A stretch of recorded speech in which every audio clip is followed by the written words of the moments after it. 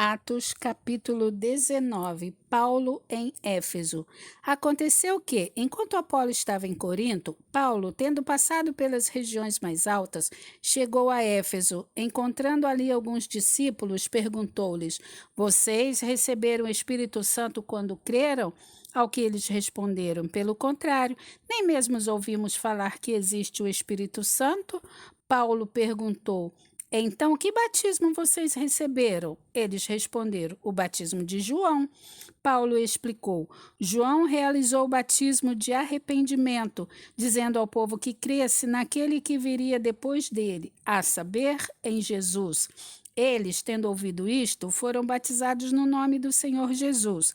E, quando Paulo lhes impôs as mãos, o Espírito Santo veio sobre eles, e tanto falavam em línguas como profetizavam. Eram, ao todo, uns 12 homens.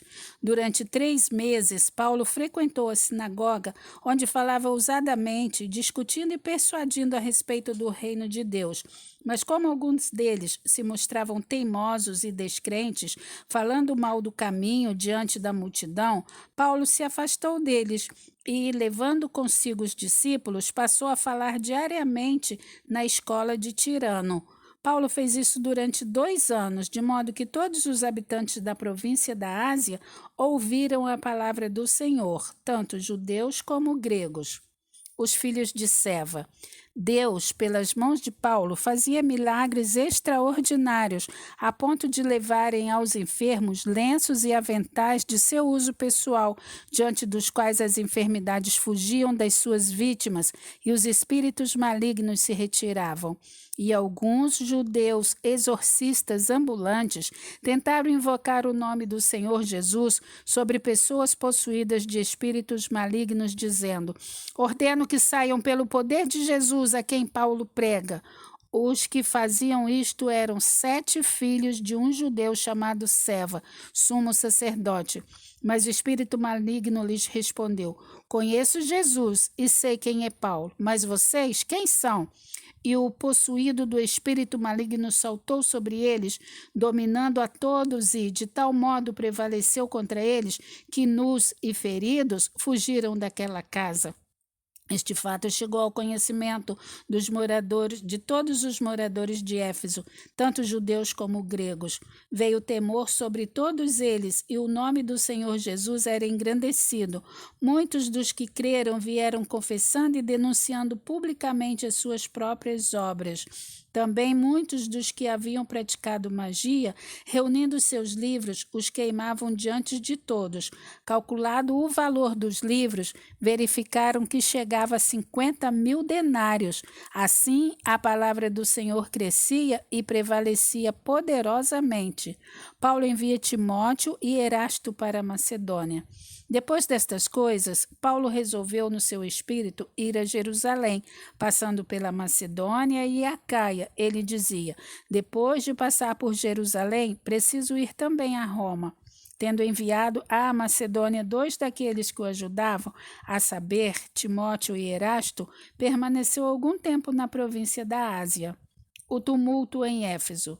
Por esse tempo, houve grande tumulto em Éfeso por causa do caminho, pois um ourives chamado Demétrio, que fazia modelos de prata no templo de Diana e que dava muito lucro aos artífices, convocando-os juntamente com os outros do mesmo ofício, disse-lhes: Senhores, vocês sabem que a nossa prosperidade vem deste ofício, e agora vocês estão vendo e ouvindo que não só em Éfeso, mas em quase toda a província da Ásia, este Paulo tem persuadido e desencaminhado muita gente, afirmando que os deuses feitos por mãos humanas não são deuses de verdade.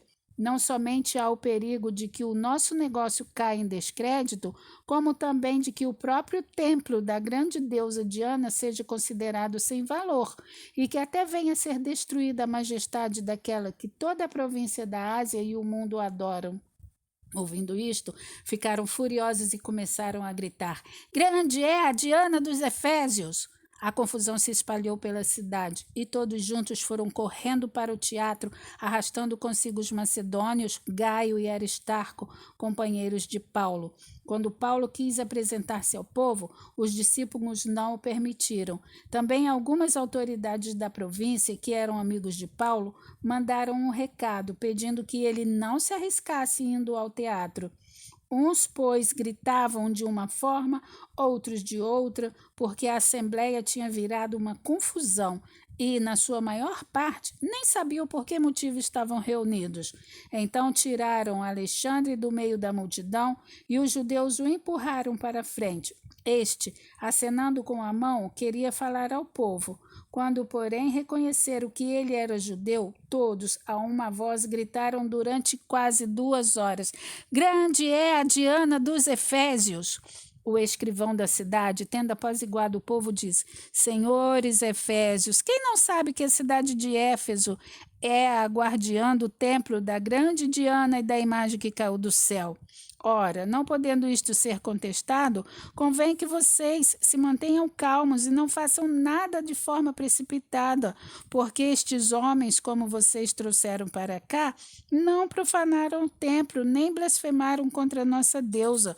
Portanto, se Demétrio e os artífices que o acompanham têm alguma queixa contra alguém, saibam que existem os tribunais e os procônsules, que se acusem uns aos outros ali.